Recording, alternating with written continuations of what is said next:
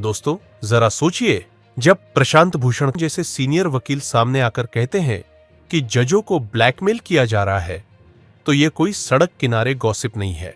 यह वही भूषण है जिन्होंने सुप्रीम कोर्ट और बड़े बड़े कॉरपोरेट्स पर सालों से केस किए हैं, और अब वो खुलकर बोल रहे हैं कि जज काम नहीं करना चाहते क्योंकि उन पर इतना दबाव है कि दम घुट रहा है। अब आप ही बताइए, जब किसी देश के जज जो कि सबसे ऊंचे पद पर बैठे हैं, अगर खुद को सुरक्षित नहीं समझते, तो आम जनता को न्याय कहां से मिलेगा? यह सवाल हमारे लोकतंत्र की जड़ हिला देता है। प्रशांत भूषण की प्रेस कॉन्फ्रेंस में यह मुद्दा आया कि कैसे सरकार के बड़े चेहरे, खासकर अमित शाह, न्यायपालिका पर दबाव बनाने के लिए तमाम हथकंडे अपनाते हैं।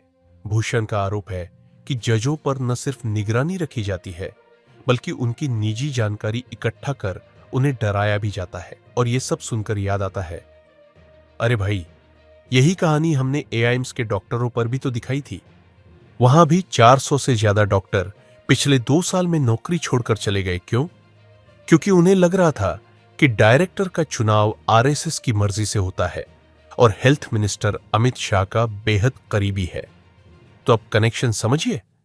जब एआईआईएमएस जैसे टॉप मेडिकल इंस्टीट्यूट के डॉक्टर कह रहे हैं कि भाई, यहां प्रोफेशनल माहौल ही नहीं है और मजबूरी में इस्तीफा दे रहे हैं, तो क्या वही कहानी अदालतों में भी रिपीट हो रही है? यही सवाल भूषण ने उठाया। उनका कहना था कि डॉक्टर हों या जज, दोनों ही highly skilled, highly educated professionals हैं। अगर डॉक्टर पॉलिटिकल दबाव से परेशान होकर जा रहे हैं, तो जज भी क्यों ना परेशान हो? फर्क सिर्फ इतना है कि डॉक्टर तो इस्तीफा देकर प्राइवेट हॉस्पिटल चले जाते हैं, लेकिन जज कहां जाएंगे? अब जरा आपसे पूछता हूं, क्या आपने कभी सोचा था कि जज भी डर के माहौल में काम करते होंगे? भूषण का कहना है कि जज जब फैसले लिखते हैं, तो उन्हें यह डर सताता है कि कहीं बाद में उनका कोई पर्सनल मैटर निकालकर उन्हें बदनाम न कर दिया जाए। यह ब्लैकमेलिंग का सबसे बड़ा हथियार है। मतलब साफ है, अगर आप सिस्टम से टकराएंगे, तो आपके खिलाफ कोई ना कोई डोजियर निकल ही आएगा।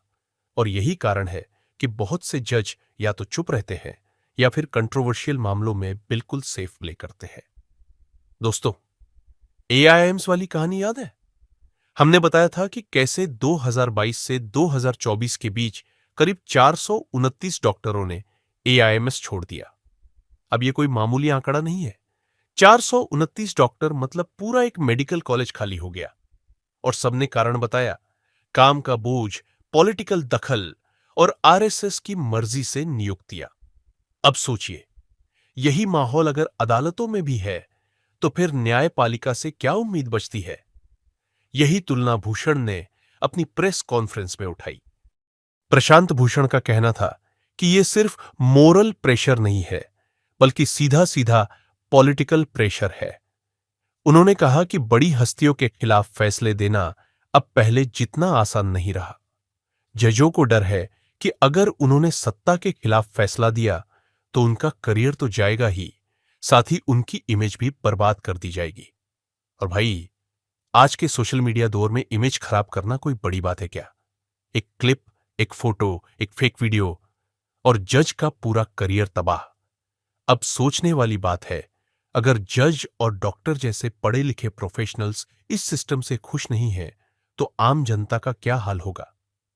जब डॉक्टर इलाज छोड़कर जा रहे हैं, जज फैसला लिखने से डर रहे हैं, तो फिर लोकतंत्र का क्या होगा?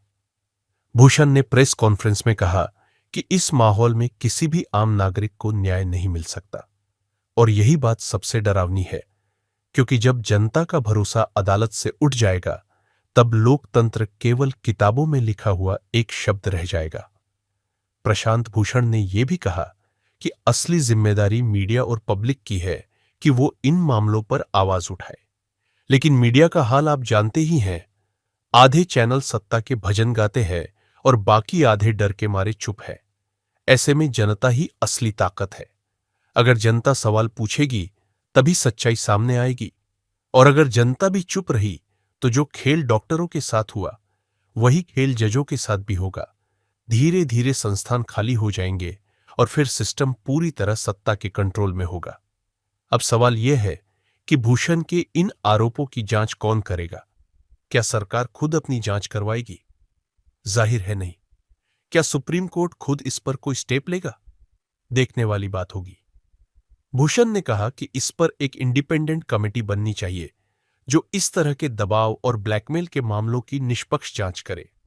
लेकिन सवाल है कि क्या कोई कमेटी बनेगी भी, या यह मुद्दा भी बाकी मुद्दों की तरह एक दो दिन मीडिया में चलेगा और फिर दबा दिया जाएगा? तो दोस्तों, आखिर में यही कहूंगा, यह कहानी सिर्फ अमित शाह या प्रशांत भूषण की लड़ाई नहीं है। यह कहानी उस भरोसे की है जो जनता न्यायपालिका और बड़े संस्थानों पर रखती है।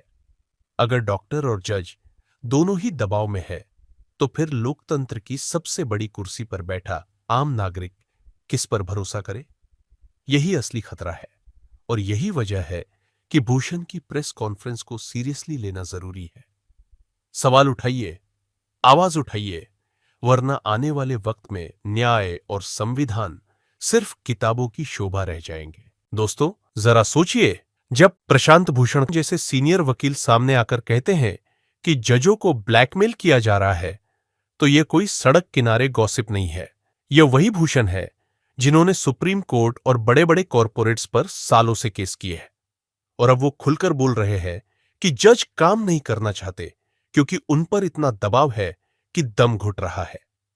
अब आप ही बताइए, जब किसी देश के जज जो कि सबसे ऊंचे पद पर बैठे हैं, अगर खुद को सुरक्षित नहीं समझते, तो आम जनता को न्याय कहां से मिलेगा?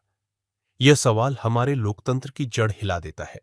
प्रशांत भूषण की प्रेस कॉन्फ्रेंस में यह मुद्दा आया कि कैसे सरकार के बड़े चेहरे, खासकर अमित शाह, न्यायपालिका पर दबाव बनाने के लिए तमाम हथकंडे अपनाते हैं। भूषण का आरोप है कि जजों पर न सिर्फ निगरानी रखी जाती है, बल्कि उनकी निजी जानकारी इकट्ठा कर उन्हें डराया भी जाता है। और यह सब सुनकर याद आता है, अरे भाई, यही कहानी हमने एआईएम्स के डॉक्टरों पर भी तो दिखाई थी। वहां भी 400 से ज्यादा डॉक्टर पिछले 2 साल में नौकरी छोड़कर चले गए। क्यों? क्योंकि उन्हें लग रहा था कि डायरेक्टर का चुनाव आरएसएस की मर्जी से होता है और हेल्थ मिनिस्टर अमित शाह का बेहद करीबी है। तो अब कनेक्शन समझिए। जब एआईआईएमएस जैसे टॉप मेडिकल इंस्टीट्यूट के डॉक्टर कह रहे हैं कि भाई, यहां प्रोफेशनल माहौल ही नहीं है और मजबूरी में इस्तीफा दे रहे हैं, तो क्या वही कहानी अदालतों में भी रिपीट हो रही है? यही सवाल भूषण ने उठाया। उनका कहना था कि डॉक्टर हों या जज, दोनों ही highly skilled, highly educated professionals हैं। अगर डॉक्टर पॉलिटिकल दबाव से परेशान होकर जा रहे हैं, तो जज भी क्यों ना परेशान हो? फर्क सिर्फ इतना है कि डॉक्टर तो इस्तीफा देकर प्राइवेट हॉस्पिटल चले जाते हैं, लेकिन जज कहां जाएंगे? अब जरा आपसे पूछता हूं, क्या आपने कभी सोचा था कि जज भी डर के माहौल में काम करते होंगे? भूषण का कहना है कि जज जब फैसले लिखते हैं, तो उन्हें यह डर सताता है कि कहीं बाद में उनका कोई पर्सनल मैटर निकालकर उन्हें बदनाम न कर दिया जाए। यह ब्लैकमेलिंग का सबसे बड़ा हथियार है। मतलब साफ है, अगर आप सिस्टम से टकराएंगे, तो आपके खिलाफ कोई ना कोई डोजियर निकल ही आएगा। और यही कारण है कि बहुत से जज या तो चुप रहते हैं या फिर कंट्रोवर्शियल मामलों में बिल्कुल सेफ प्ले करते हैं। दोस्तों, एआईएम्स वाली कहानी याद है? हमने बताया था कि कैसे 2022 से 2024 के बीच करीब 429 डॉक्टरों ने एआईएमएस छोड़ दिया। अब यह कोई मामूली आंकड़ा नहीं है। 429 डॉक्टर मतलब पूरा एक मेडिकल कॉलेज खाली हो गया। और सबने कारण बताया, काम का बोझ, पॉलिटिकल दखल और आरएसएस की मर्जी से नियुक्तियां। अब सोचिए, यही माहौल अगर अदालतों में भी है, तो फिर न्यायपालिका से क्या उम्मीद बचती है? यही तुलना भूषण ने अपनी प्रेस कॉन्फ्रेंस में उठाई। प्रशांत भूषण का कहना था कि यह सिर्फ मोरल प्रेशर नहीं है, बल्कि सीधा सीधा पॉलिटिकल प्रेशर है। उन्होंने कहा कि बड़ी हस्तियों के खिलाफ फैसले देना अब पहले जितना आसान नहीं रहा। जजों को डर है कि अगर उन्होंने सत्ता के खिलाफ फैसला दिया, तो उनका करियर तो जाएगा ही, साथ ही उनकी इमेज भी बर्बाद कर दी जाएगी। और भाई, आज के सोशल मीडिया दौर में इमेज खराब करना कोई बड़ी बात है क्या? एक क्लिप, एक फोटो, एक फेक वीडियो और जज का पूरा करियर तबाह। अब सोचने वाली बात है, अगर जज और डॉक्टर जैसे पढ़े लिखे प्रोफेशनल्स इस सिस्टम से खुश नहीं हैं, तो आम जनता का क्या हाल होगा? जब डॉक्टर इलाज छोड़कर जा रहे हैं, जज फैसला लिखने से डर रहे हैं, तो फिर लोकतंत्र का क्या होगा? भूषण ने प्रेस कॉन्फ्रेंस में कहा कि इस माहौल में किसी भी आम नागरिक को न्याय नहीं मिल सकता। और यही बात सबसे डरावनी है, क्योंकि जब जनता का भरोसा अदालत से उठ जाएगा, तब लोकतंत्र केवल किताबों में लिखा हुआ एक शब्द रह जाएगा। प्रशांत भूषण ने यह भी कहा कि असली जिम्मेदारी मीडिया और पब्लिक की है कि वो इन मामलों पर आवाज उठाए। लेकिन मीडिया का हाल आप जानते ही हैं। आधे चैनल सत्ता के भजन गाते हैं और बाकी आधे डर के मारे चुप है। ऐसे में जनता ही असली ताकत है।